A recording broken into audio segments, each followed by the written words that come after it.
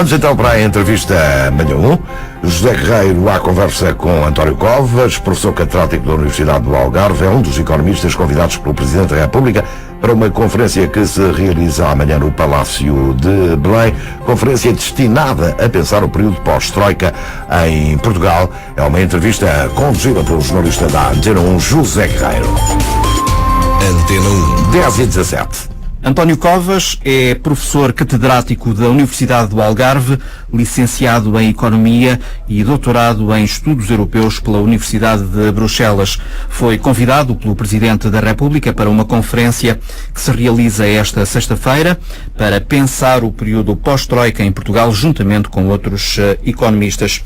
Muito bom dia. Antes de mais, como é que o economista António Covas olha para este momento político extraordinário que o país vive? Bom dia, obrigado pelo vosso convite. Para já eu estou bastante preocupado.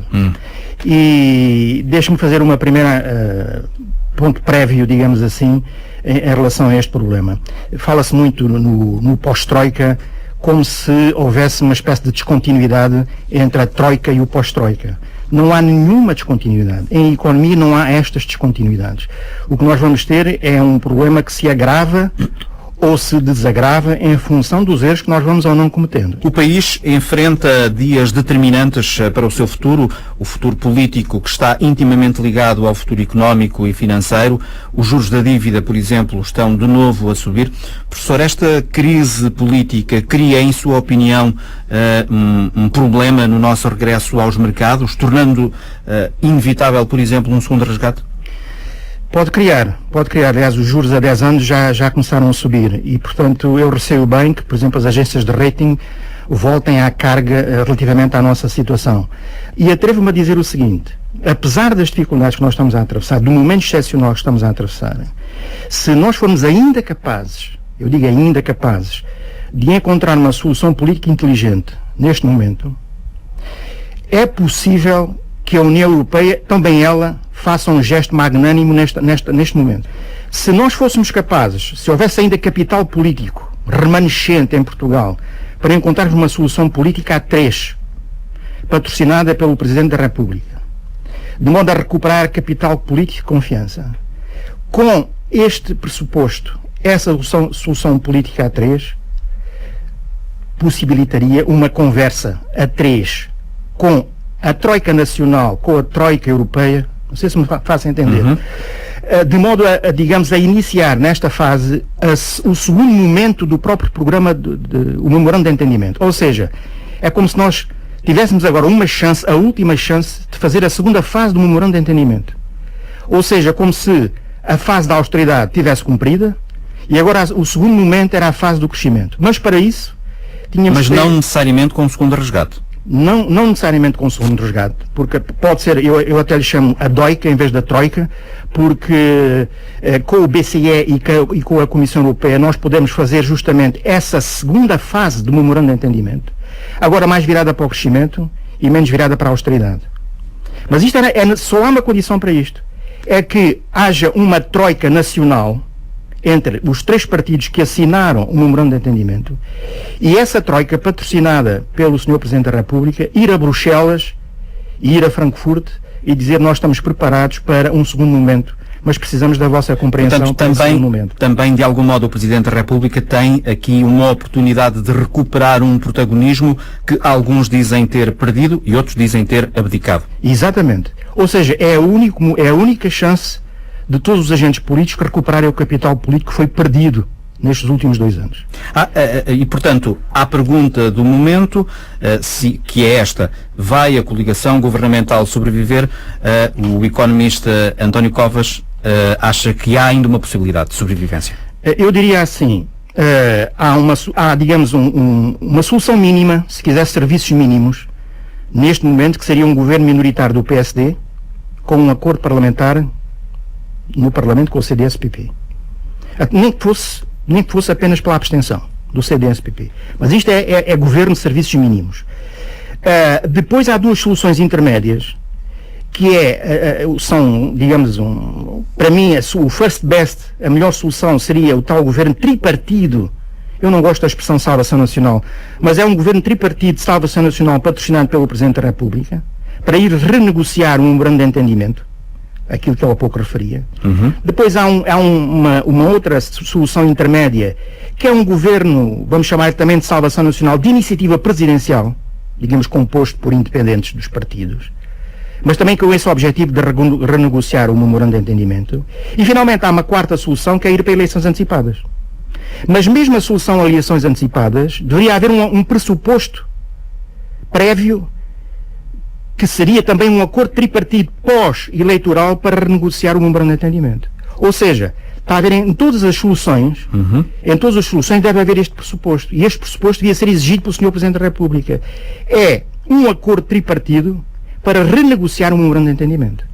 Para que o segundo resgate, não é um segundo resgate, mas digamos, é uma solução semelhante, até alguns lhe chamam um programa cautelar, é assim que agora... Ou seja, só a renegociação do programa de entendimento ou do memorando é que nos pode salvar de um segundo resgate? Não tenho qualquer dúvida acerca disso. Mas para isso temos que partir de uma posição de força. E a posição política... E o Presidente deve ter aqui um papel muito ativo. Essencial. Ele é que deve ser a ponte entre os 3 partidos que assinaram o memorando de entendimento e, digamos, é uma espécie de renovação desse memorando para renegociar em pé de igualdade, em força, digamos assim, junto das 3 instituições. Deixe-me colocar aqui uma outra questão, apesar dos cenários que apontou e de algum otimismo no seu pensamento. A estabilidade política é considerada pelos investidores como uma das principais qualidades do país e uma condição determinante para sair da crise. Mas, de facto, para os mercados, neste momento, sem estabilidade, tudo muda. Tudo muda. Veja bem, a curtíssimo prazo, se nós não dermos aqui 3 respostas a curtíssimo prazo, os mercados vão reagir imediatamente.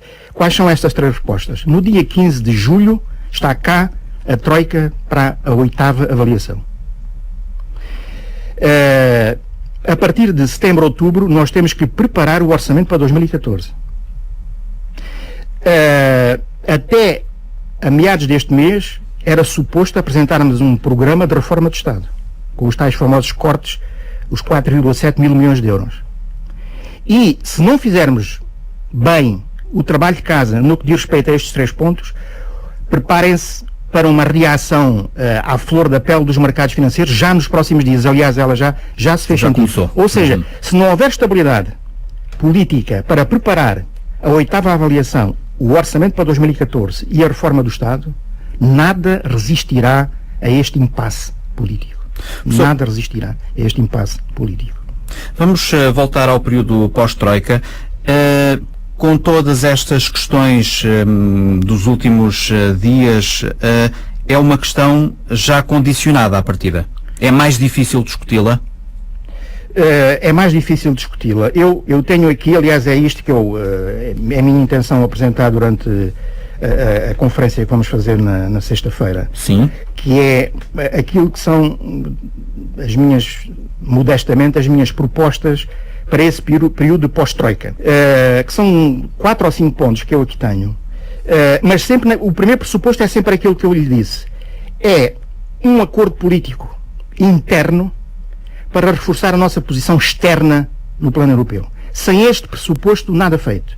E aqui, eu costumo dizer que há um erro de palmatória que a Troika cometeu no desenho do programa de assistência económica e financeira. Eu até costumo fazer a comparação, porque se eu tiver um avião, se eu pedir ao piloto de avião para aterrar em 300 metros, percebe? O avião não vai aterrar em 300 metros. E se eu forçar a aterragem do avião em 300 metros, ele vai desmoronar-se completamente o avião. Ou se eu obrigar uma pessoa obesa a emagrecer 30 quilos em 2 ou 3 semanas, ele vai morrer da cura, não é? Ou se eu obrigar uma pessoa que saiu dos cuidados intensivos a no dia seguinte fazer 300 ou 400 metros a correr, essa pessoa vai morrer. O que é que eu quero dizer com isto? O país não pode fazer uma cura da austeridade em 3 anos. O país nem tem músculo, nem tem capital, nem tem estrutura para aguentar uma aterragem forçada em 3 anos, como foi aquilo que foi pedido ao país. Portanto, a minha primeira proposta neste programa digamos, pós-Troika, é que o próximo período de ajustamento e de financiamento da economia portuguesa coincida com o chamado período de programação estrutural dos fundos europeus, que é 2014-2020. E 2020. Entre 2014 e 2020. Se o programa de ajustamento e financiamento, eu junto a palavra financiamento, porque até aqui só se falava em ajustamento, o programa de ajustamento e financiamento da economia portuguesa, se não coincidir com o período de programação estrutural dos fundos europeus 2014-2020, nós nunca seremos capazes de reequilibrar a economia portuguesa. Porque ela é de tal modo frágil e vulnerável que não tem músculo suficiente, percebe, para sair do impasse em que está em 2 ou 3 anos. Como ficou de resto demonstrado. E, porquê é que eu digo isto? É porque a situação hoje é pior do que a que estava há 3 anos atrás. Ou há 2 anos atrás. E, portanto, todos os chamados, o racional da economia portuguesa, todos os principais indicadores, estão hoje em pior condição do que estavam há 2 anos atrás. E, portanto, é como se nós tivéssemos que reiniciar todo este processo de ajustamento e financiamento. E então, se estamos neste momento a negociar o próximo período de programação plurianual, 2014-2020, pois esse é o período indicado para se fazer o ajustamento e financiamento da economia portuguesa. Este é o meu ponto de partida. E depois, há o chamado agora já não se chama programa de ajustamento e financiamento, passa-se a chamar um programa cautelar, que é assim que ele se chama na gíria europeia, só com a Comissão Europeia e com o BCE. Mas é um programa de condicionalidade, como aliás era este, mas desde que essa condicionalidade não interfira com o programa de crescimento. É porque na situação que hoje ainda vivemos, o programa de assistência interfere diretamente com o crescimento económico. Ou seja, não o deixa fazer. É um programa de pura austeridade que não deixa a economia crescer. E, portanto, nós temos que fazer, como os economistas dizem, o decoupling, a desligação entre estas duas vertentes. Temos que fazer aquilo que parece a quadratura do círculo, mas é continuar a ajustar sem impedir o crescimento. E eu digo aqui como é que isso se faz. Em primeiro lugar, vamos ter que fazer uma redução mínima anual de 1 ponto percentual da despesa pública no PIB daqui até 2020. Pelo menos 1% a menos vamos ter que tirar, pelo menos 1% a menos vamos ter que tirar na despesa total pública no PIB. Depois vamos ter que ter, até 2020, a formação de saldos primários positivos até 2020 para termos algumas poupanças no setor público. Depois vamos ter que deixar funcionar em pleno os chamados estabilizadores automáticos do orçamento, para que ele se possa corrigir automaticamente.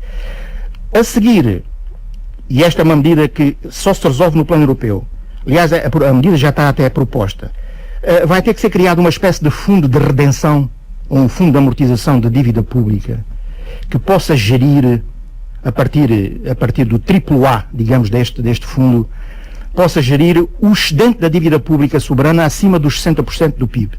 Como sabe, nós vamos já em 127% do PIB, em termos da dívida pública.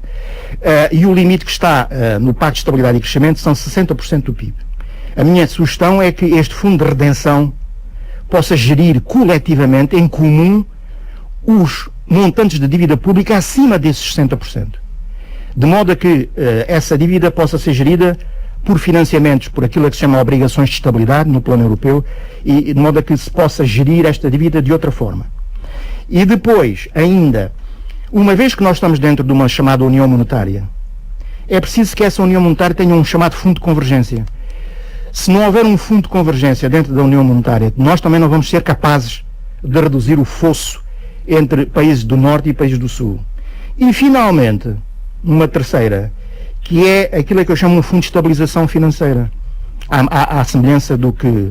Ou seja, se quiser, eu gostaria muito que os mecanismos que hoje existem na União Europeia, como é o FEF, o Fundo Europeu de Equilíbrio Financeiro, e um chamado Mecanismo Europeu de Estabilidade, evoluam neste período de 2014 para 2020, no sentido de uma espécie de FME, ou seja, de um Fundo Monetário Europeu, para estabilizar os déficits orçamentais que a União vai gerando, sobretudo nos países do Sul. Ou seja, para resumir, a União Europeia, a União chamada União Económica e Monetária, precisa de um governo económico.